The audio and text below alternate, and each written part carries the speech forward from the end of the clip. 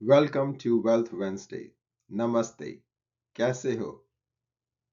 Whether you are a seasoned investor or just starting out, managing your money actively is a key to financial freedom.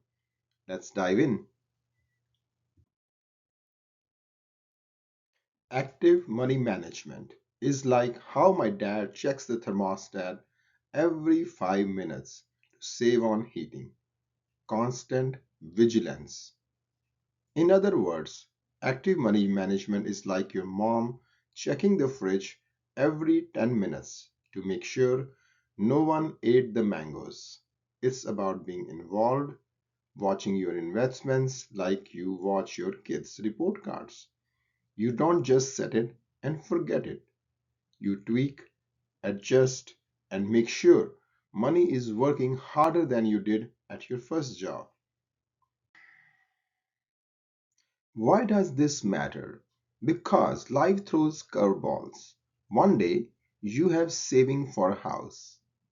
Next day your cousin's wedding is in Cancun and you are somehow sponsoring the DJ.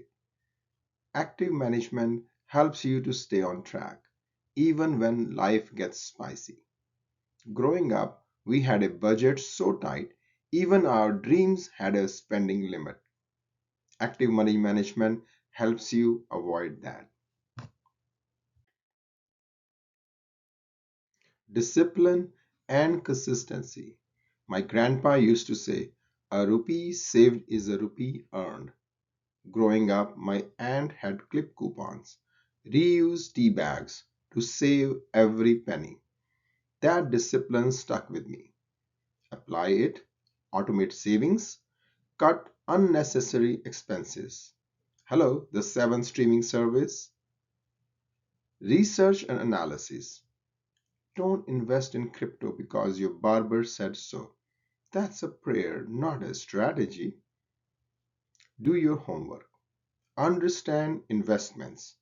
Read financial news and make informed decisions. Risk management. Well, don't put all eggs in one basket. Diversify investments, manage risks. My uncle's all crypto portfolio, I'm all in, and I'm underwater.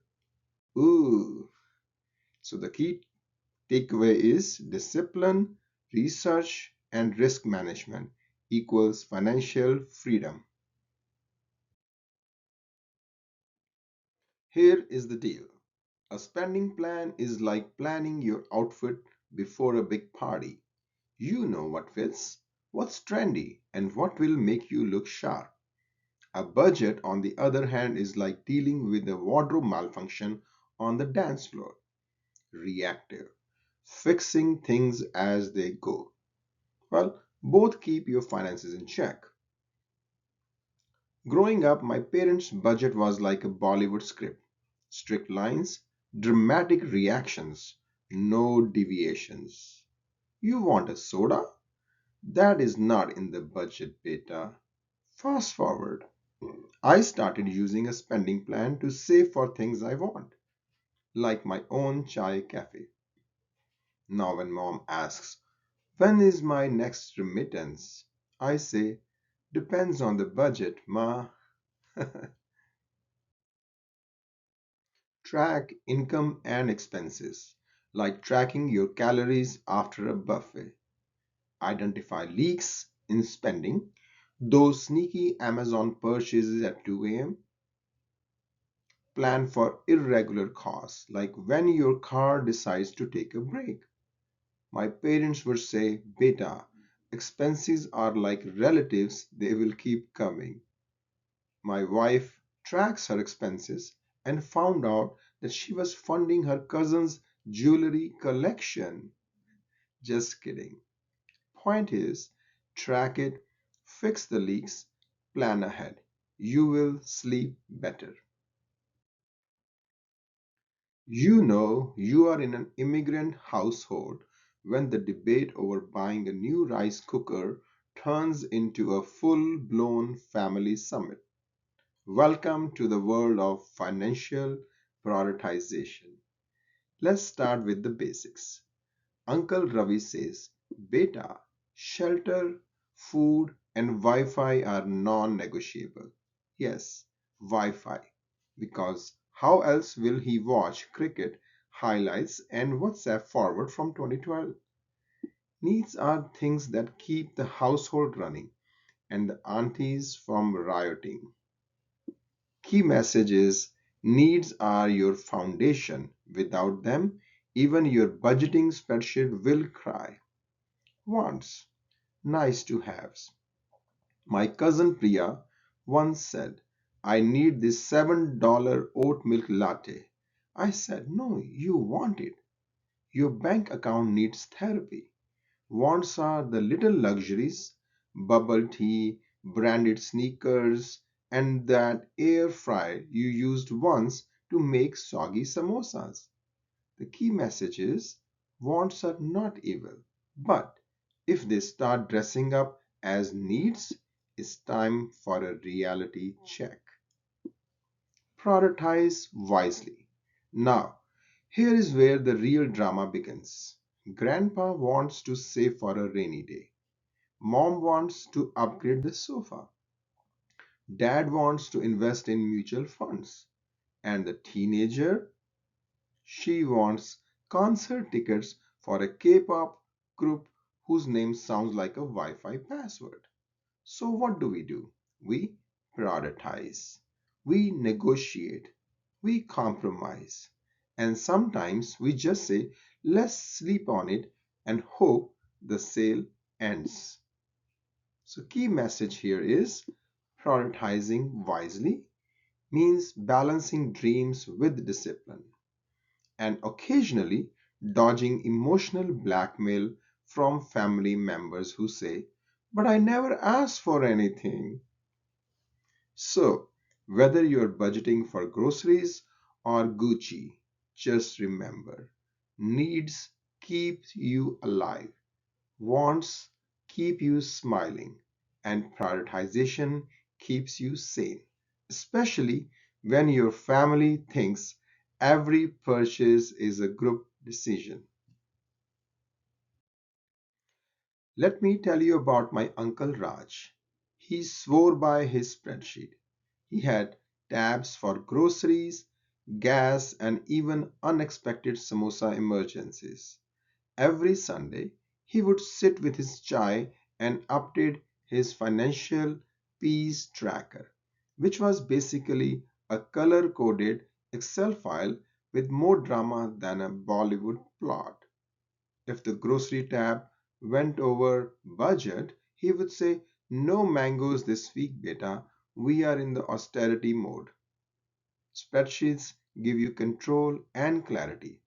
They are like your financial GPS, except you don't need Wi Fi and this never say recalculating. Now comes my cousin Priya. She's all about budgeting apps. She uses one that sends her push notifications like you spent $18 on bubble tea again. It's like having a nosy auntie in your pocket. But hey, it works. She knows exactly where her money goes, usually to Target and takeout. Budgeting app make tracking effortless. They are perfect for folks who want automation with a side of sass. And then there is my dad. He never trusted apps.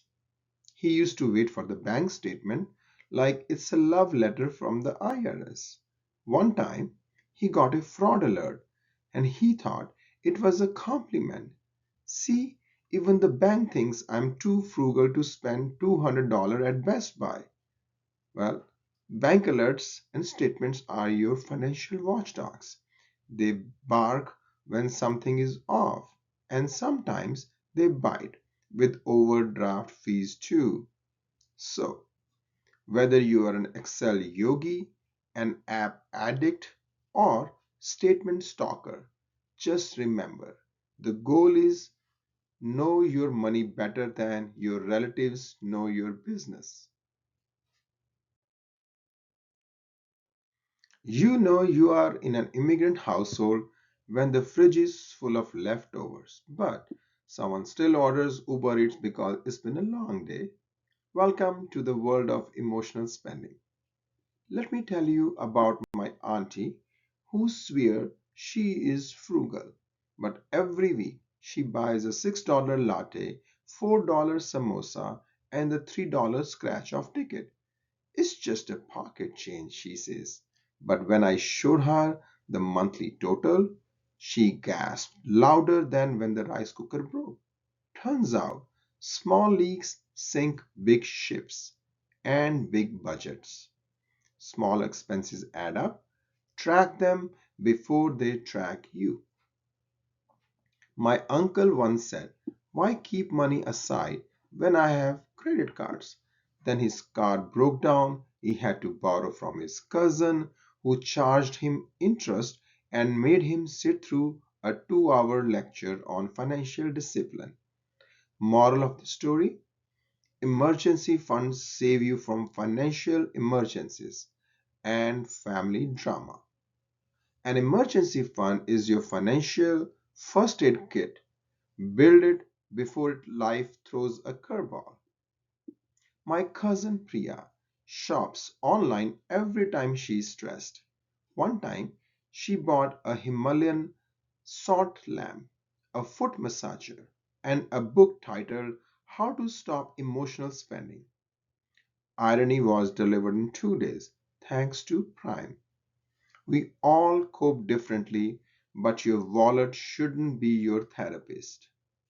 Emotional spending feels good now, but hurts later. Find cheaper ways to feel better, like calling your mom or watching cat videos. So, if you have ever said, "It's just $10," or "I'll save next month," I deserve this treat, congratulations, you are a human. But let's be financially wise human, shall we? Practical tips. My uncle Vijay once said, "If I don't see it, I won't spend it." So he set up automatic transfers to his savings accounts every payday.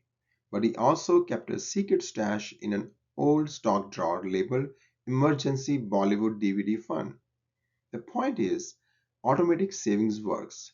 It's like tricking your future self into being responsible. Automate savings so your money grows quietly, like your auntie's WhatsApp group chats.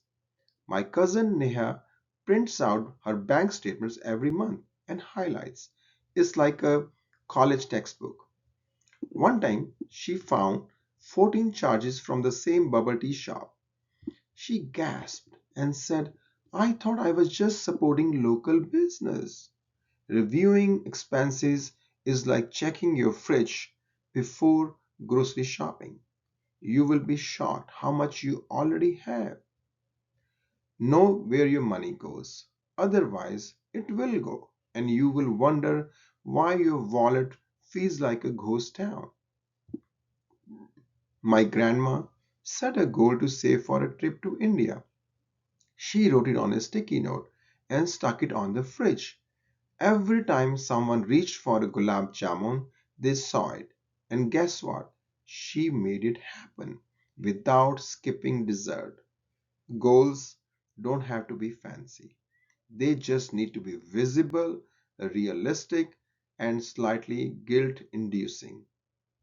Set goals that matters to you, whether it's a vacation, college fund, or finally fixing the leaky faucet.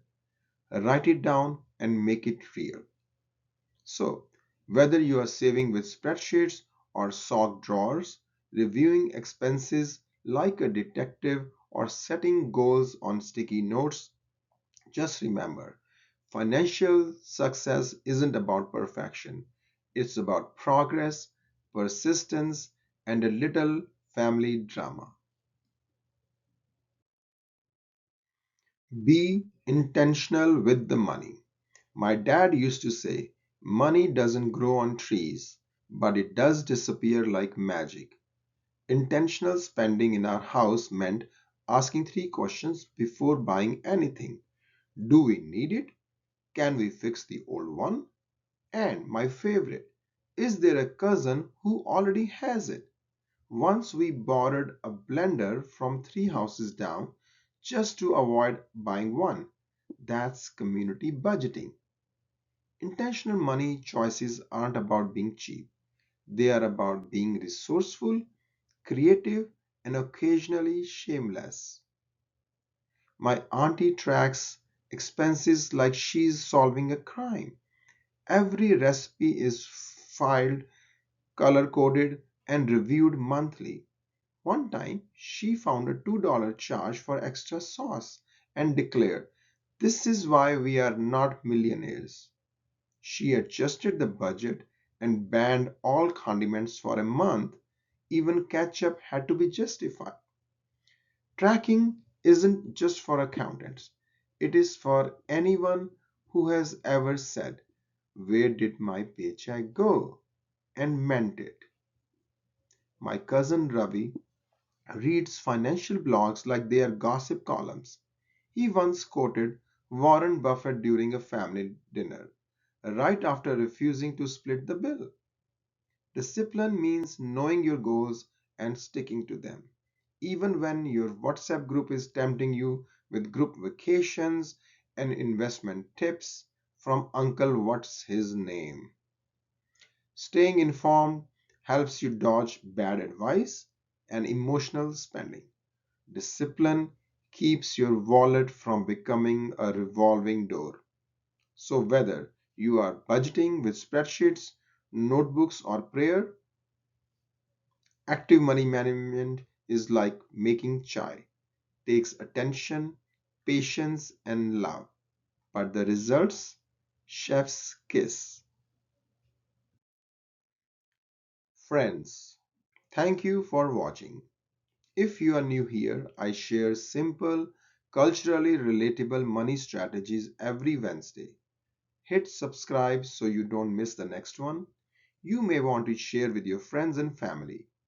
At Opulent Path, we offer comprehensive financial solutions from protection and planning to wealth building and legacy creation, designed to empower families, entrepreneurs, and individuals at every stage of life. Your financial future deserves clarity and support. If your financial life feels like a dramatic Bollywood plot, unexpected twists, emotional spending, and no interval, use the link below to connect with me. We will rewrite the script together.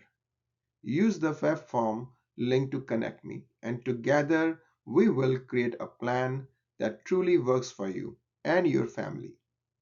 For your convenience, the link to connect me is in the description below. I look forward to connecting with each of you and helping you create your own opulent path.